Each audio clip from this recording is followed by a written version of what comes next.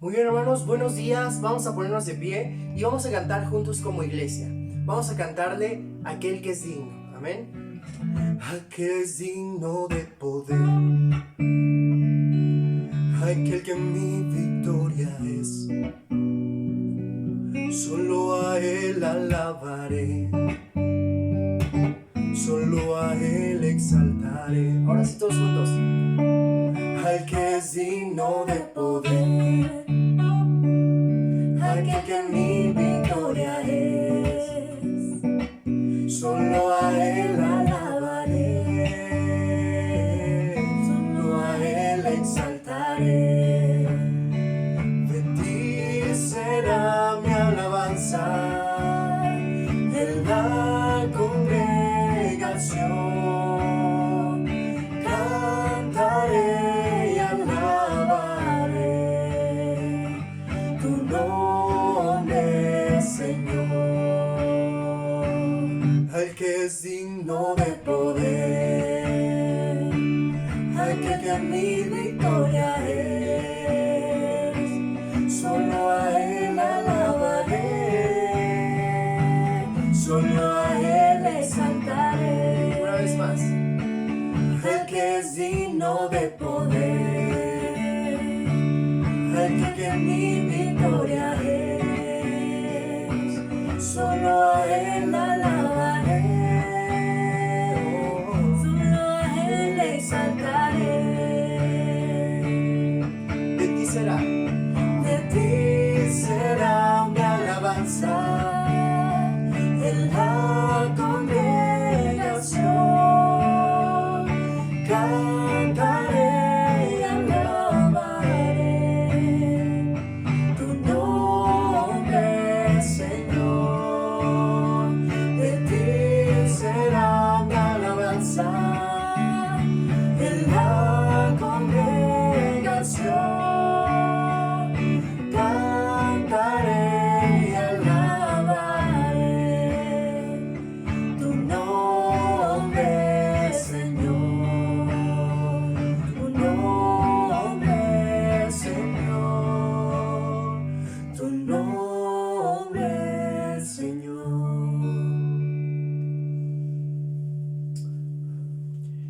Y bueno, hermanos, el siguiente canto tiene tiempo que no lo entonamos, pero me encanta el coro, porque él dice: Dios, soy tu barro, y si es necesario que me rompas y me vuelvas a hacer, estoy dispuesto, soy tu vaso. Antes de la creación y el caos del universo, existía en tu corazón.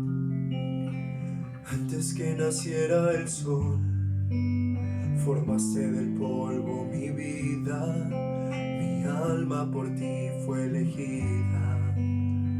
Vengo con manos vacías, pues hoy quiero ser tu vasija.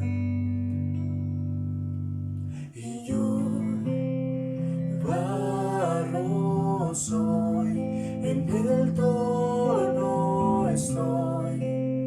Moldéame hoy, rómpeme si es necesario. Y yo, tu vaso soy, una nueva creación. Soy obra de Dios en manos del alfarero. Mis pedazos juntaste del suelo cuando nadie más quiso hacerlo. Tomaste mi vida en tus manos, me restauraste y me hiciste de nuevo. Ahora yo tengo esperanza, no tengo temor del mañana.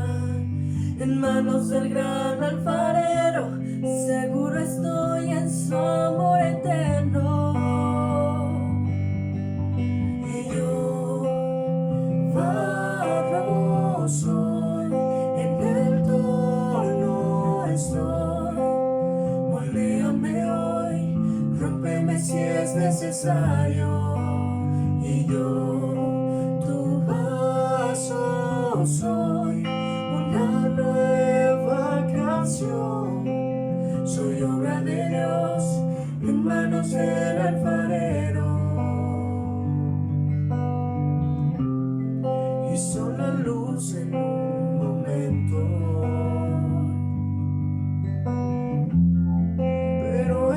y tomó su tiempo.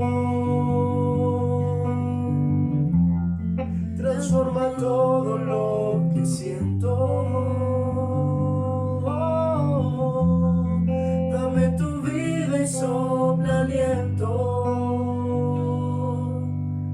Y yo barro soy, en el torno estoy.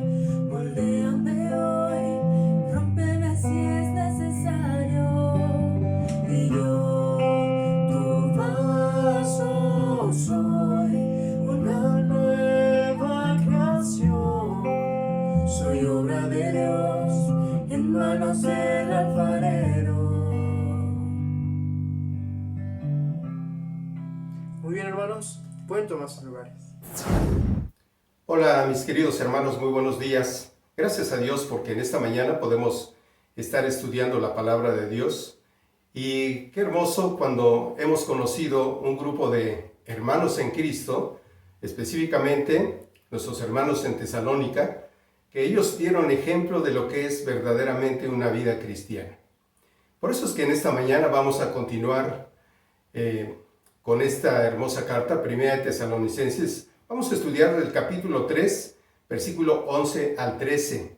El tema que estamos desarrollando en este texto es el amor de Dios reflejado en cada uno de sus hijos. El amor de Dios reflejado en los de Tesalónica. Y le he puesto por título, Un año en el plan de Dios. Y mis hermanos, quiero pedirles que pues vayamos en oración a Dios para que seamos bendecidos por su palabra y que podamos ver este texto muy claramente en un compromiso que podamos tomar para vivir cristianamente como Dios quiere. Así que mis hermanos, les invito a que oremos, inclinemos nuestro rostro por favor. Bendito Dios, Padre Celestial, cuánto agradecemos porque eres bueno, porque cada día, Señor, podamos estar caminando contigo, tomando tu palabra, meditando en ella, edificando nuestra vida. Y qué mejor cuando en esta mañana, a través de tu palabra, tú puedas hablar a nuestros corazones. Y Padre, muchas gracias porque desde luego que dentro de tu plan divino, ahora, Señor, podemos edificarnos, podemos también demostrar ese amor que ha sido derramado en nuestros corazones por tu Hijo Jesucristo. Padre, bendícenos en esta mañana, que tu palabra reencarne en nuestra mente, en nuestro corazón, y que solamente nos confronte para servirte, honrarte todos los días de nuestra vida. Padre, muchas gracias en el nombre de Cristo Jesús. Amén. Hay un plan divino que nació en el corazón de Dios. Nos escogió desde antes de la fundación del mundo, dice la Biblia, para que fuésemos santos y sin mancha delante de Él. Y qué hermoso, porque antes de la fundación del mundo ya estábamos en la mente de Dios y formábamos parte de un plan perfecto para la humanidad. Y desde luego que en el mundo han pasado por grandes situaciones de una manera general y otras en particular. El mundo ha vivido pestes, hambres, guerras, homicidios, bombas nucleares, terrorismo. Posiblemente esto fue más significativo por la gran tecnología que tenemos y que fue la pandemia, el coronavirus que estamos viviendo aún en la actualidad. Marzo del 2020 a abril del 2021, que estamos en estos días, pues la pandemia sigue en lo mismo. Y desde luego que todo esto ya estaba escrito con todo detalle, nunca faltó nada, nada tomó por sorpresa a Dios en todo lo que estamos viviendo. No fueron los chinos, no fueron los rusos, no fueron los europeos, no fue un hombre, no fue un grupo, ¿qué importa? Sin embargo, solamente podemos ver a Dios en acción. Por eso es que un año en el plan de Dios, siempre con un propósito divino. ¿Cómo ha sido esto en la vida de los hombres, de las familias? Bueno, para los que no están en Cristo, nos hemos dado cuenta que la oportunidad de saber que Dios existe, que nos ama, ahí está presente. Que tiene un plan para salvarnos y darnos vida eterna también. Pero ¿cómo ha tomado la gente todo este tiempo de pandemia? ¿Cuál ha sido su reacción ante estas enfermedades? Desde luego que un gran pánico, miedo, temor, algunos hasta enojo con Dios, reclamo a Dios, miedo a la muerte, miedo a enfermar, otros con una indiferencia total, una incredulidad sorprendente. Y dice ahí en Primera de Juan, en el capítulo 1, versículo 10, en el mundo estaba y el mundo por él fue hecho, pero el mundo no lo conoció. Sin embargo, no se han dado cuenta o no han querido darse cuenta que Dios ya preparó la salvación, ya solamente falta que el hombre pueda tomar ese hermoso regalo que Dios tiene, que es la salvación, que disfruten la salvación y puedan salvarse de una condenación eterna en el infierno. Dios ya hizo todo para que el hombre pueda venir a Cristo. Sin embargo, para los cristianos, desde luego que no hay duda que esta pandemia, también Dios tuvo un propósito. Y el propósito fue para probar nuestros corazones como hijos de Dios, nuestra confianza en Él, nuestra firmeza, la seguridad que podemos tener en Dios. Nos habíamos acostumbrado ya a congregarnos, pensando que la vida cristiana era así. Me congrego, asisto a las reuniones, coloco las sillas para que mis hermanos puedan estar cómodos, canto alabanzas, adoro a Dios, doy mi ofrenda y ya. Tal parece que con eso ya cumplí como cristiano que soy. Ahora nos estamos acostumbrando también a las redes sociales. No tengo que hacer nada, no rindo cuentas a nadie, puedo darme la libertad de estar o de no estar, puedo darme la libertad de un pecadillo por ahí y desde luego pensamos que no pasa nada. Y en el momento menos pensado, todo esto se acabó. Algunos aprovecharon para apartarse de Cristo. ¿Por qué? Porque su vida en Cristo no tenía raíces. Y esa no es la libertad que Cristo nos ha dado. Ahí en el Evangelio de San Juan, en el capítulo 8, versículo 32, dice, y conoceréis la verdad, y la verdad nos hará libres. Pero también en Gálatas, en el capítulo 5, versículo 13, dice, porque vosotros, hermanos, a libertad fuiste llamados, solamente que no uséis la libertad como ocasión para la carne, sino servíos por amor los unos a los otros. Por eso es que Primera de Tesalonicenses, ahí en el capítulo 3, podemos ver a estos hermanos en Tesalónica cómo desarrollaron su vida en Cristo una vez que conocieron ese plan de salvación, el plan que Dios tiene para cada uno de los que habitamos en este mundo, porque sí, el plan de Dios es Él no quiere que ninguno se pierda. ¿Y cómo tomaron esto nuestros hermanos de Tesalónica? Dice el capítulo 3, versículo 11 al 13, que es el que vamos a estudiar en esta mañana. Mas el mismo Dios y Padre nuestro, y nuestro Señor Jesucristo dirija nuestro camino a vosotros. Y el Señor os haga crecer y abundar en amor unos para con otros y para con todos, como también lo hacemos nosotros para con vosotros, para que sean afirmados vuestros corazones, irreprensibles en santidad delante de Dios nuestro Padre, en la venida de nuestro Señor Jesucristo con todos sus santos. Desde luego que siempre estamos mirando que Pablo oraba por los de Tesalónica. Eran hermanos muy especiales. Habían tomado con seriedad la vida en Cristo. Habían tomado con seriedad la palabra de Dios. Eran expresivos en su manifestación de un amor cristiano genuino, desde luego. Pero hay siempre la oportunidad de seguir creciendo y Pablo oraba para que recibieran una mayor medida de crecimiento. Cuando él dice, y el Señor os haga crecer y abundar en amor unos para con otros y para con todos. Su amor debería abarcar a todos sus hermanos en la fe y todos los hombres, incluyendo a sus enemigos. Su modelo o pauta debería ser el amor de los apóstoles. Por eso él dice, como también lo hacemos nosotros para con vosotros. ¿Por qué? Porque el resultado del amor en esta vida es ser irreprensibles en la vida venidera. Desde luego que si nos amamos unos a otros y amamos a todos, seremos irreprensibles en santidad delante de nuestro Dios y Padre en la venida de nuestro Señor Jesucristo con todos sus santos. Porque el amor es el cumplimiento de la ley. Dice Romanos en el capítulo 13, versículo 8. No debáis nada a nadie sino el amaros los unos a los otros, porque el que ama al prójimo ha cumplido la ley. Desde luego que el amor ágape es un profundo afecto altruista sobrehumano que una persona siente por otra. Este amor no está motivado por ninguna virtud en la persona amada, más bien es algo totalmente inmerecido. Es diferente de otro amor al que se proyecta no solo a los dignos del amor, sino también a los que nadie ama. Y sí, hay personas que algunos son difíciles de amar, algunos nadie les ama. Sin embargo, ese amor ágape es un amor que se manifiesta dando, y generalmente es dar la manera abnegada. Por eso recordamos Juan 3:16 cuando dice: de tal manera amó Dios al mundo que dio a su Hijo unigénito. Y Cristo amó a la iglesia y se dio también a sí mismo por ella. Santiago capítulo 2 versículo 8 dice también: si en verdad cumplís la ley real conforme a la Escritura, amarás a tu prójimo como a ti mismo, dice, bien hacéis. Y esto es lo que la iglesia de Tesalónica vivía.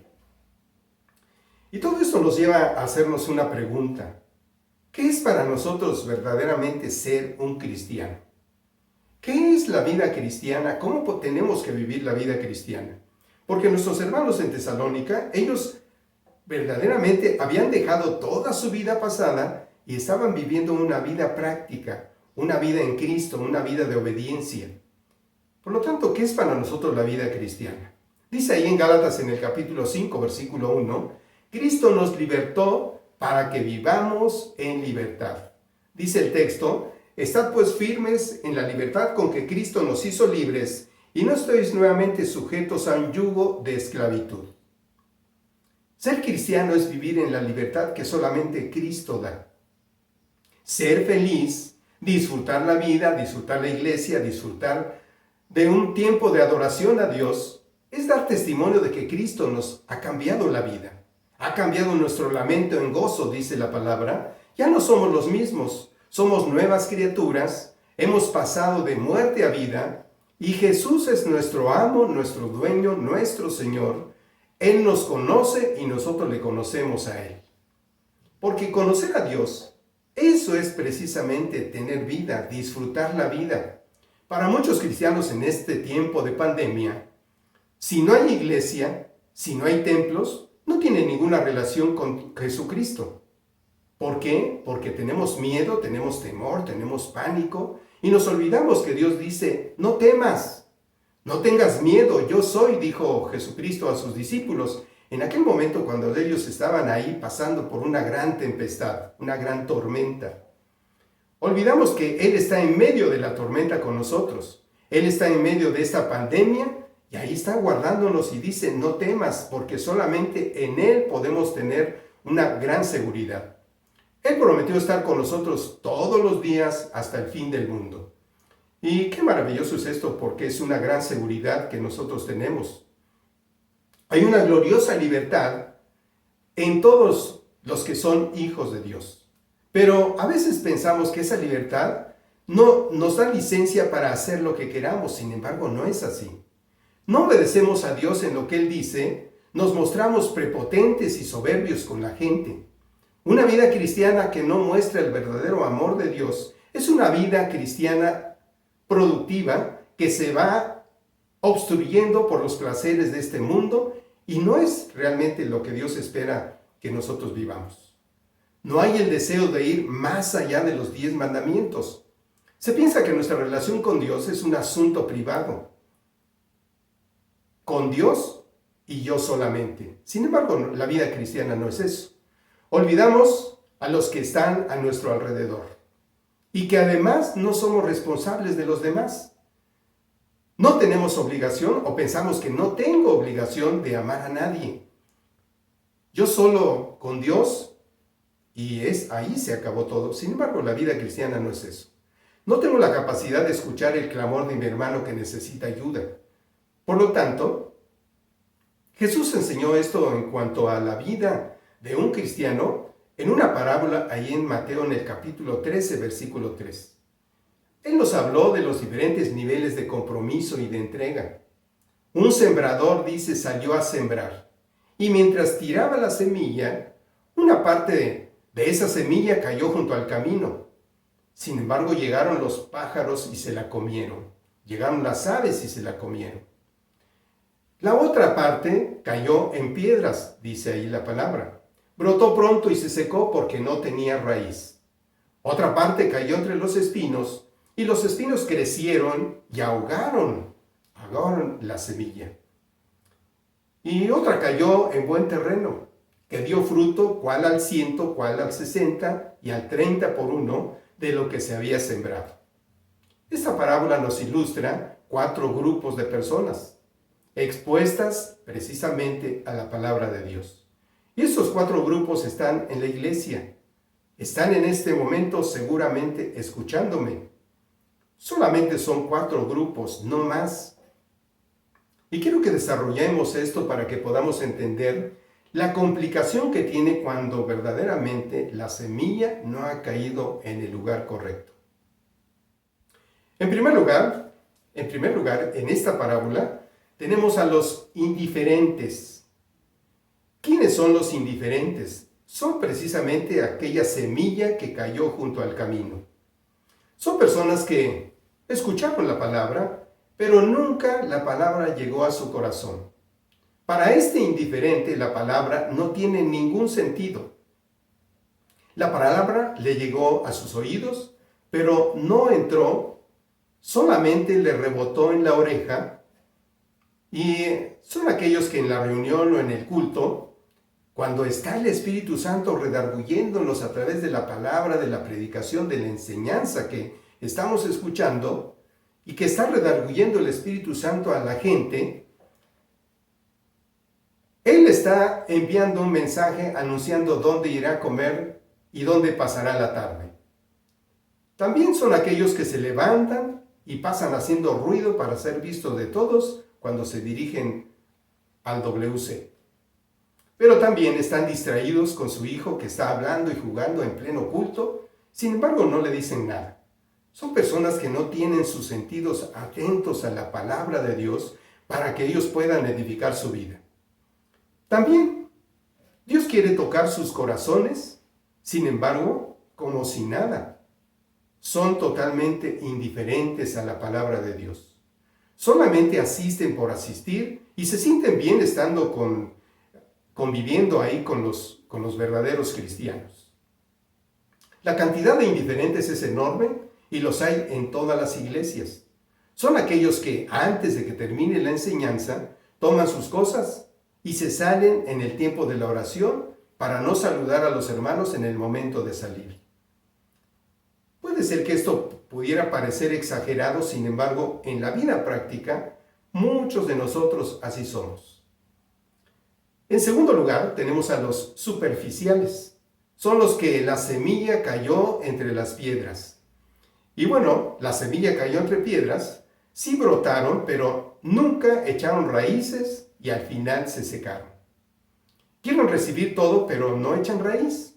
Son muy dinámicos, bueno, es la característica de estas personas. Son muy dinámicos, a veces hasta eufóricos, se mueven, gritan, muy rítmicos, les encanta cantar, se enfrían rápido y se alejan de la iglesia. Son aquellos que no tienen el hábito de la lectura de la Biblia, si no la leen menos la van a estudiar, no meditan en ella, pero tienen un momento de devoción. Y cuidado con hablarles de perseverancia o que tengan que hacer un sacrificio para poner a prueba su fe. ¿Por qué? Porque se molestan. Y esto lo dijo el Señor Jesucristo. Solamente es una actitud porque no tienen raíces.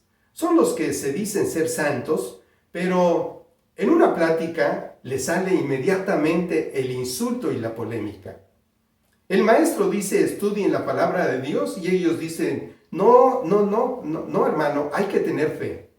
El maestro dice, la salvación es por Jesucristo, y ellos dicen, no, mi hermano, es más importante el arrepentimiento. Siempre están en contra de lo que están escuchando. Y no les hables del costo de servir, tampoco del sacrificio, porque en tiempos de pandemia esconden la Biblia y se avergüenzan de la cruz de Cristo. Tristemente son personas volátiles en las que no se puede confiar.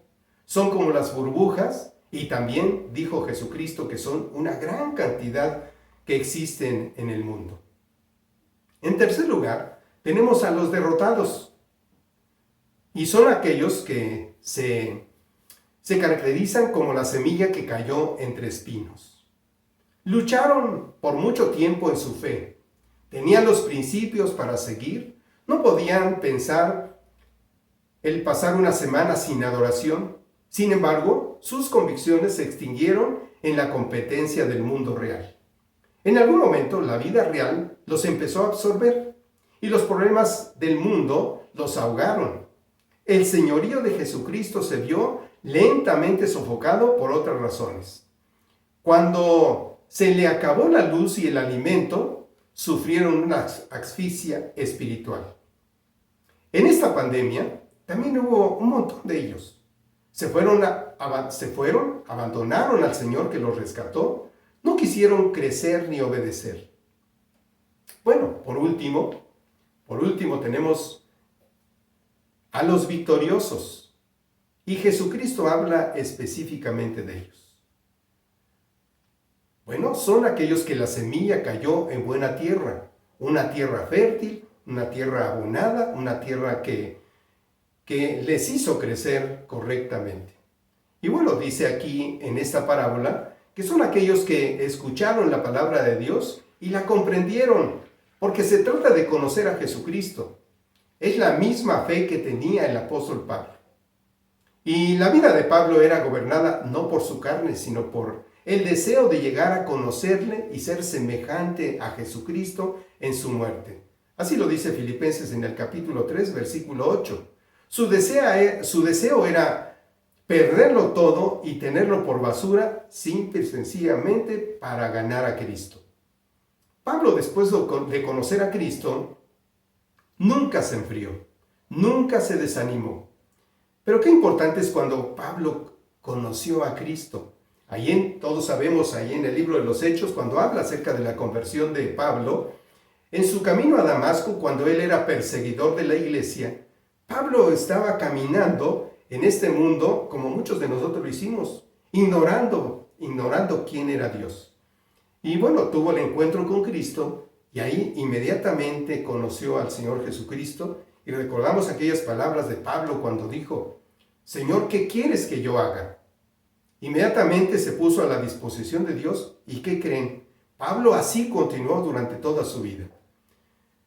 Las pruebas lo fortalecían más en su vida cada vez. ¿Y cuántas pruebas no pasó el apóstol Pablo? Pablo, aún encarcelado, siempre sentía el amor y la fortaleza de Dios. Recordamos aquel momento cuando él y Silas estaban encarcelados. Y lejos de que tuvieran pánico, tuvieran temor y estuvieran enojados con Dios por qué permitió todo esto, al contrario, ellos glorificaron a Dios y vivieron cosas hermosas. ¿Por qué? Porque aún estando encarcelado, siempre sentía el amor y la fortaleza de Dios. Predicaba, enseñaba, consolaba, aconsejaba, aún estando ahí encarcelado. Nunca retrocedió. Nunca dijo: no sé por qué ya no siento lo mismo que sentía ayer. No podemos ver a Pablo ahí desanimado.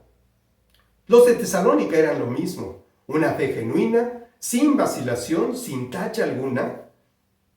Y la pregunta es: ¿conociste a algún discípulo que caminó con Jesús y que en algún momento se enfrió en su vida espiritual? Pero si Jesús es el centro de tu vida, y si tu seguridad está en Él, seguramente Él es la razón de tu vivir. Por eso quiero hacerte una pregunta. ¿Quién eres? ¿Eres de los indiferentes? ¿De los superficiales? ¿De los derrotados? ¿O estás formando parte del grupo de los victoriosos? De aquellos que no se confunden en su caminar diario, no se confunden con el mundo, aquellos que verdaderamente han obedecido a Dios. Porque la obediencia a Dios es muy importante. Dios quiere que obedezcamos a Dios, pero que seamos también sabios en esas decisiones. La pregunta es: ¿estás transformado por Cristo porque le conoces? ¿Porque sabes que te ama y tú también lo amas? Y es importante el amor que tengamos a Dios. Porque si amamos a Dios en todas las circunstancias, seguramente por ese amor que le tenemos a Dios, vamos a obedecer completamente lo que Él dice en su palabra. Y seguramente somos aquellos victoriosos que la palabra de Dios, cuando la escuchamos, cayó en buena tierra. Sin embargo, eso nos lleva a reflexionar también la oportunidad que tenemos de meditar quiénes somos en esta mañana delante de Dios. Y si no somos de los victoriosos, creo que vale la pena reconsiderar y renovar nuestros votos en el Señor. Porque en este mundo se requiere gente que verdaderamente sea victoriosa. Victoriosa para poder obedecer a Dios en todos sus mandamientos.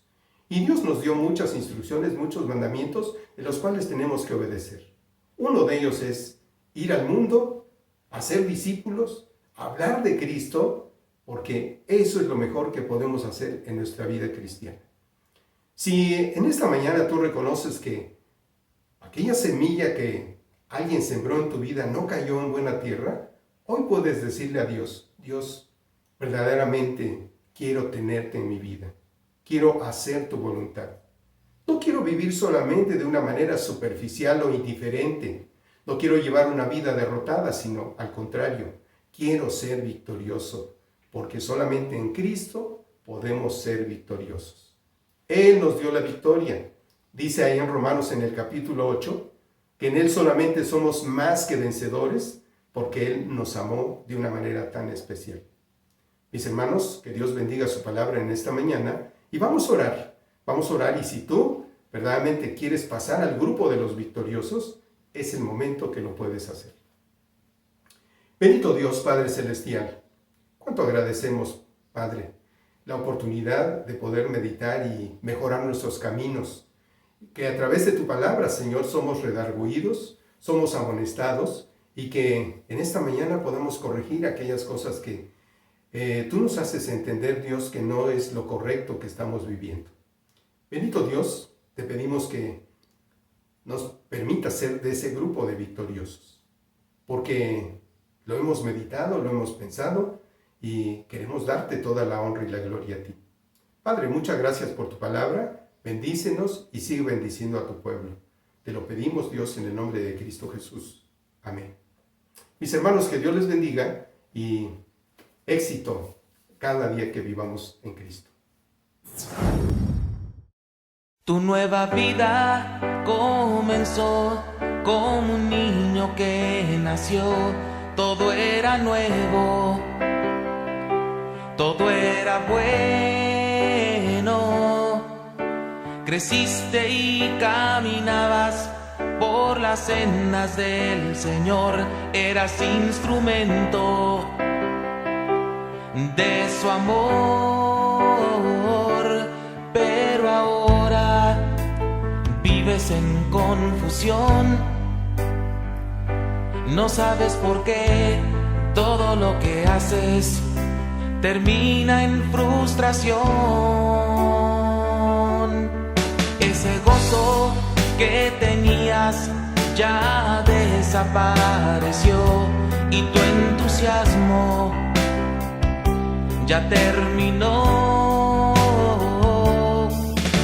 y tratas de vivir en los mandatos del Señor solo por costumbre, sin amor.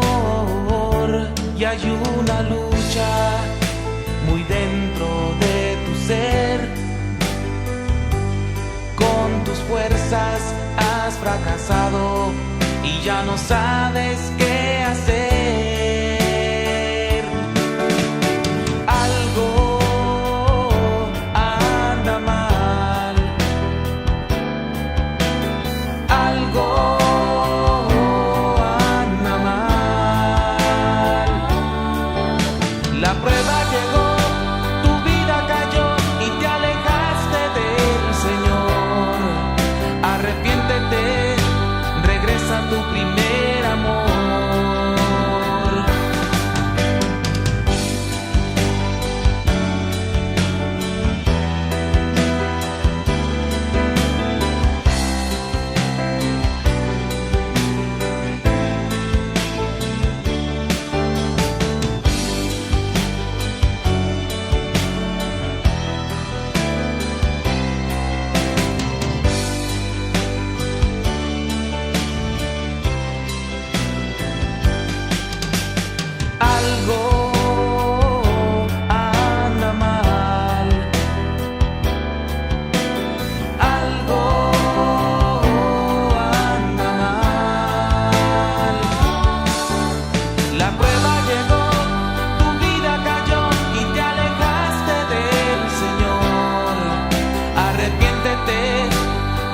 regresa tu primer amor.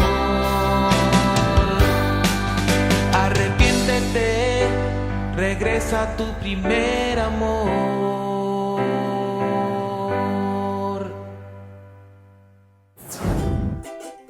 Muy bien, hermanos, les voy a pedir que se pongan de pie. Vamos a entonar el segundo bloque de alabanza. Vamos a decirle: Dios, tú eres grande.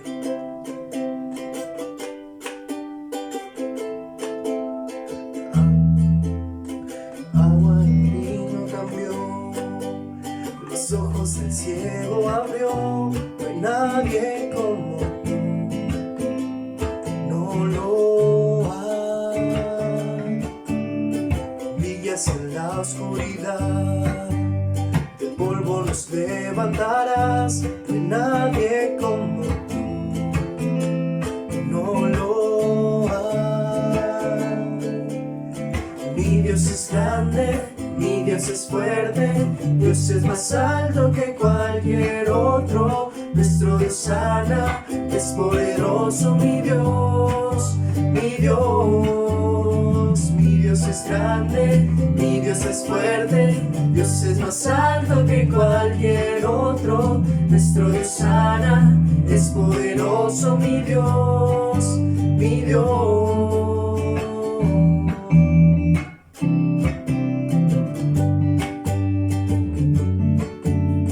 Agua en vino cambió, los ojos del ciego abrió. No hay nadie como tú, no lo hay.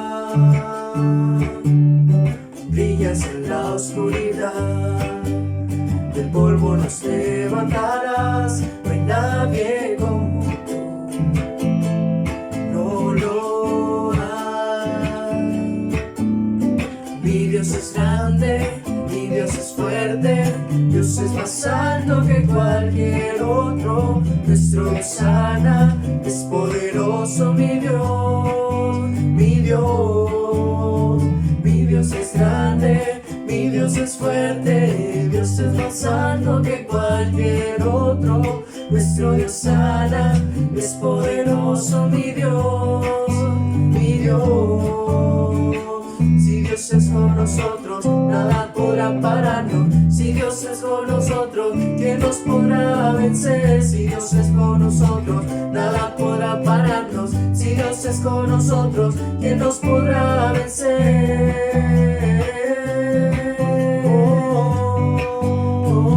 ¿Quién nos podrá vencer?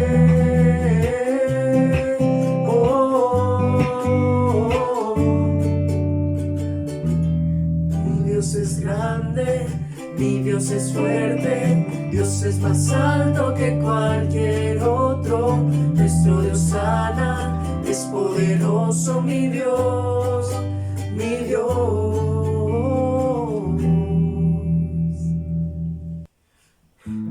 Y bueno, hermanos, por último vamos a encontrar esta hermosa canción que se llama Padre Nuestro, pero quiero que la entonemos como una oración. Encontré el faro inmenso que me da la vida, sana mis heridas, dulce paz, refugio eterno en quien confiar, vida nueva me das. Eres tú la única razón de mi vida, para que sonría y al final me he dado cuenta que al caminar tú conmigo estarás. Y aún en medio de pruebas, no tengo problemas, aunque no tenga fuerza, tu mano me da. Padre nuestro que estás en los cielos, sálvame. Padre nuestro que estás en los cielos,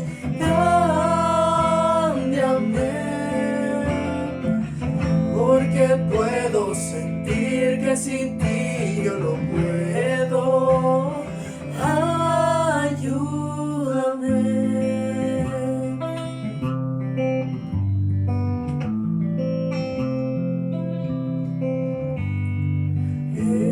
Eres tú la única razón de mi vida para que sonría.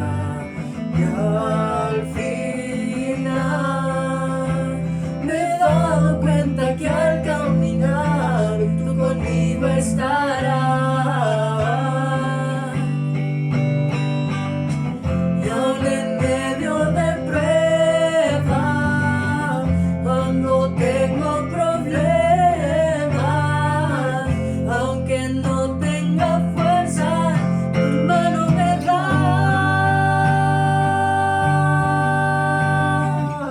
Padre nuestro que estás en los cielos, sálvame. Padre nuestro que estás en los cielos, cámbiame. Hoy que puedo sentir que sin ti yo no puedo. Ayúdame.